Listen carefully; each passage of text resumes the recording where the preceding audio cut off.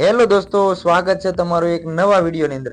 આજના વિડીયોની અંદર આપણે ડીપ વી નેક ડ્રેસનું કટિંગ કરતા શીખીશું, એ પણ મિત્રો એકદમ સિમ્પલ અને સરળ રીતે। આજે હું તમને ડીપ વી નેક ડ્રેસનું કટિંગ કરતા શીખવાડીશ। તો ચાલો મિત્રો આપણે શરૂ કરીએ ડ્રેસનું કટિંગ। સૌથી પહેલા તો આપણે મેઝરમેન્ટની જરૂર પડશે। તો આજનું જે મેઝરમેન્ટ છે એ આપણું આ પ્રમાણે રહેવાનું છે। લંબાઈ આપણે રહેવાની છે 36 inch, shoulder 14 inch, chest 38 inch, waist 34 inch, sleeve 16 inch અને સ્લીવની પહોળાઈ છે આપણી 11 ઇંચ। તો આ મેઝરમેન્ટ ઉપર મિત્રો આજે આપણે ડીપ વી નેક ડ્રેસનું કટિંગ કરતા શીખીએ। સૌથી પહેલા તો મિત્રો આની અંદર આપણે જે ફેબ્રિક છે એ આપણે રિયોન ફેબ્રિક લીધેલું છે અને રિયોન ફેબ્રિક આપણે આની અંદર 2.5 મીટર રિયોન ફેબ્રિક છે એ લઈ લેવાનું છે। તો ચાલો મિત્રો હવે આપણે શરૂ કરીએ ડ્રેસનું કટિંગ। તો એના માટે તો સૌથી પહેલા આપણે બંને ભાગ છે આ રીતે ડબલની અંદર ફોલ્ડ કરી લેવાના છે। આપણે ફોલ્ડ એટલા કરવાના છે કે જે આપણે ચેસ્ટ છે તો આપણે ચેસ્ટ આની અંદર 38 છે, તો આપણે 38 છે તો આપણે આની અંદર 3 ઇંચ પ્લસ કરી અને આપણે આ રીતે ફોલ્ડ છે કાપડ કરી લેવાનું છે। હવે મિત્રો આપણે કાપડ છે આ રીતે ફોલ્ડ થઈ ગયું છે।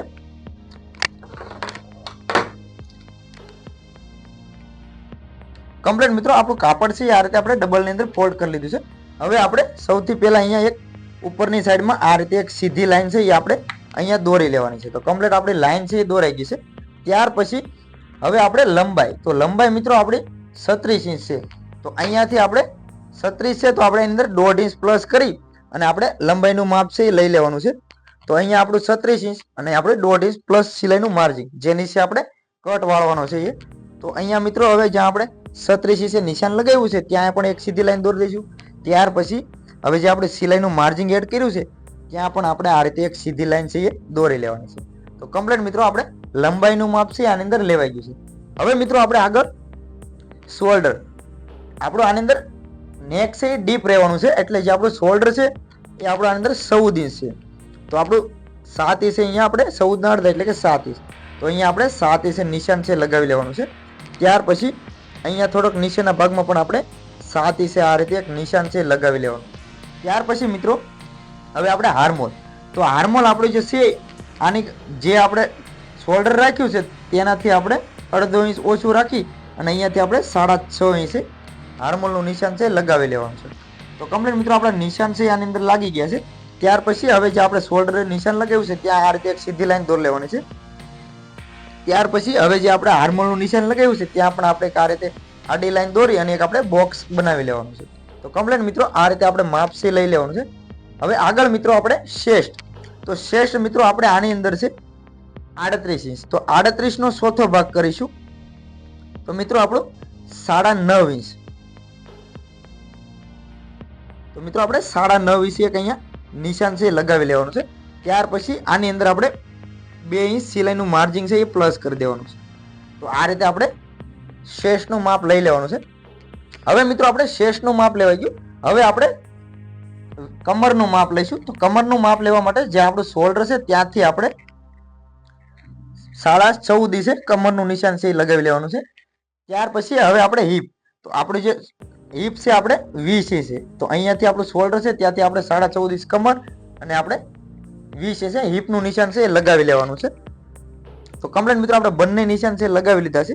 હવે આપણે જ્યાં કમરનું નિશાન લગાવ્યું છે ત્યાં એક આ રીતે સીધી લાઈન દોરી લઈશું અને જ્યાં આપણે હિપનો ભાગ છે ત્યાં પણ આપણે આ રીતે એક સીધી લાઈન છે એ દોરી લેવાની છે। તો કમ્પ્લીટ મિત્રો આ રીતે આપણે લાઈન છે એ દોરાઈ ગઈ છે। હવે આપણે જે આપણી કમર છે તો કમર આની અંદર મિત્રો આપણે છે 34 ઇંચ, તો આપણે 34 નો ચોથો ભાગ એટલે કે 8.5 ઇંચ, તો 8.5 ઇંચે નિશાન લગાવી લઈશું પ્લસ આપણે 2 ઇંચ સિલાઈનું માર્જિન, તો આ રીતે બંને નિશાન છે એ આપણે લગાવી લેવાના છે। હિપ છે મિત્રો આપણે આની અંદર 38 ઇંચ, તો 40 ઇંચ છે, તો 40 નો ચોથો ભાગ એટલે આપણે 10 ઇંચ પ્લસ 2 ઇંચ આપણે સિલાઈનું માર્જિન, તો આ રીતે મિત્રો આપણે નિશાન છે એ લગાવી લેવાના છે। હવે મિત્રો અહીંયા આપણે જે ઘેર છે તો ઘેર જે આપણે હિપનો ભાગ અહીંયા રાખ્યો તો અહીંયા આપણું 11.5 ઇંચ ઘેર, તો અહીંયા આપણે 11.5 ઇંચ ઘેરમાં નિશાન છે લગાવી લેવાનું। તો કમ્પ્લીટ મિત્રો આપણે આ રીતે નિશાન છે લગાવી લીધા છે। હવે આપણે જ્યાં ઘેરનું નિશાન છે ત્યાંથી લઈ અને હિપના નિશાન સુધી આ રીતે એક સીધી લાઈન છે એ અહીંયા દોરી લઈશું। જે આપણો કટ રહેવાનો છે એ આપણે ક્રોસમાં નથી કટિંગ કરતા, અહીંયા સીધો જ કટિંગ કરવાનો છે। તો આ રીતે આપણે અહીંયા લાઈન છે દોરી લેવાની। ત્યાર પછી હિપથી લઈને આપણે કમરના નિશાન સુધી આ રીતે ક્રોસમાં લાઈન છે એ દોરી લેવાની છે. તો આ રીતે મિત્રો આપણે ક્રોસમાં લાઈન દોરી લીધી. ત્યાર પછી કમરથી લઈ અને આપણો શેષનો ભાગ છે ત્યાં સુધી આ રીતે લાઈન છે એ દોરી લેવાની છે. તો કમ્પ્લીટ મિત્રો આ રીતે આપણો જે ડ્રેસનો શેપ છે આની અંદર આપણે આપી દેવાનો છે. હવે મિત્રો આપણે અહીંયા હાર્મોલનું માપ લઈશું. તો હાર્મોલનું માપ લેવા માટે જ્યાં આપણું બોક્સ બન્યું છે ત્યાંથી આપણે 1.25 ઇંચ, તો અહીંયા આપણે 1.25 ઇંચ આ રીતે ક્રોસમાં લાઈન દોરી લેવાની છે અને અહીંયા આપણે એક નિશાન લગાવી લેવાનું છે. ત્યાર પછી હવે આપણે અહીંયાથી આ રીતે અહીંયા હાર્મોલનો રાઉન્ડ છે એ આ રીતે આપણે અહીંયા આપી દઈશું. તો કમ્પ્લીટ મિત્રો આ રીતે આપણો હાર્મોલ છે એ આપણે આપી દીધો છે. આ હાર્મોલ મિત્રો આપણો પાછળના ફ્રન્ટનો છે. આગળના ફ્રન્ટનો કરવા માટે અહીંયાથી મિત્રો જે આપણું નિશાન લગાવ્યું છે ત્યાંથી આપણે જે ગળાની સાઈડ ભાગ છે ત્યાંથી 1/2 ઇંચ અંદરના ભાગમાં લઈશું અને અહીંયા શોલ્ડર છે ત્યાંથી આ રીતે ક્રોસમાં લાઈન છે અહીંયા આપણે દોરી લઈશું. કેમ કે આની અંદર આપણું નેક છે ડીપ રહેવાનું છે. તો આ રીતે આપણે હાર્મોલનો શેપ છે આપવાનો છે. તો આ આપણો પાછળના ભાગનો થઈ ગયો. હવે મિત્રો અહીંયાથી આપણે જ્યાં નિશાન લગાવ્યું છે ત્યાંથી આપણે 1.25 ઇંચ આ રીતે નિશાન બીજું એક લગાવી લઈશું. તો અહીંયા આપણે 1.25 ઇંચ નિશાન લગાવી અને આગળનો હાર્મોલ છે એ આપણે અહીંયાથી આ રીતે કટિંગ કરવાનો છે. તો કમ્પ્લીટ મિત્રો આપણા બંને નિશાન હાર્મોલના છે લાગી ગયા છે.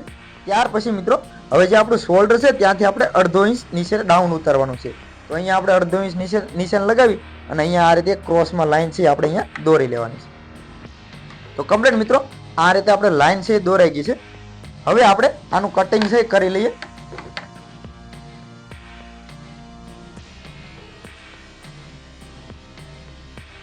તો કમ્પ્લીટ મિત્રો આપણા ડ્રેસનું કટિંગ છે થઈ ગયું છે. હવે આપણે જે હિપ છે ત્યાં આપણે કટ અલગથી ઓટવાનો છે. તો અહીંયા આપણે આ રીતે એક નિશાન છે લગાવી લઈશું.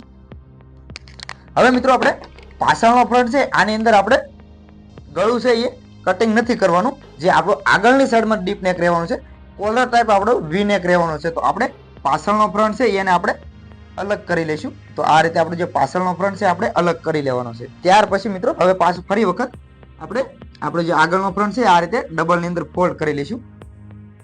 હવે મિત્રો આ રીતે આપણે ડબલની અંદર ફોલ્ડ કરી અને આપણે આગળની સાઈડનો જે હાર્મોલ છે તો આ રીતે અહીંયાથી ક્રોસમાં હાર્મોલનું કટિંગ છે અહીંયા ફરી વખત આપણે આગળની સાઈડમાં કરી લેવાનું છે.